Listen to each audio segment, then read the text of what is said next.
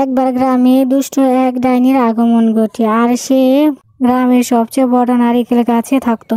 মাঝে মধ্যে ডাইনি তার নিজের রূপ পরিবর্তন করে এক বৃদ্ধা সেজে গ্রামের লোকজনের কাছ থেকে খাবার খুঁজে নিয়ে আসতো। অনেক খিদে লেগেছে আমার, যাকে সামনে পাবো তার কাছ থেকে খাবার চেয়ে নিতে হবে।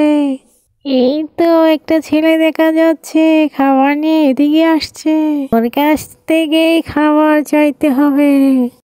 ডাইনি বুড়ি খাবারগুলো চাইতেই ছেলেটা সবগুলো খাবার দিয়ে দেয়, আর বুড়ি সেই খাবারগুলো নিয়ে সেখান থেকে চলে যায়।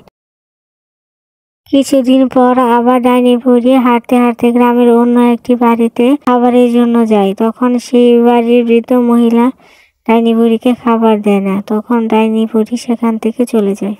গ্রামের যারা ডাইনি বুড়িকে খাবার না দিত, তারা যদি কোনো সময় রাতের বেলা কোথাও যেত বা বাইরে ঘুরতে বের হতো, তখনই তাদেরকে ডাইনি বুড়ি দেখে ভয় দেখাতো।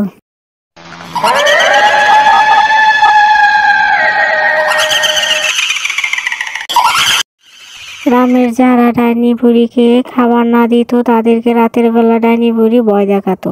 ভয় পেয়ে লোকজন অজ্ঞান হয়ে যেত। আর যারা ডাইনি বুড়িকে খাবার দিত, তাদেরকে ডাইনি বুড়ি ভয় দেখাতো না, বরং বুড়ি রূপে তাদের সামনে থাকতো।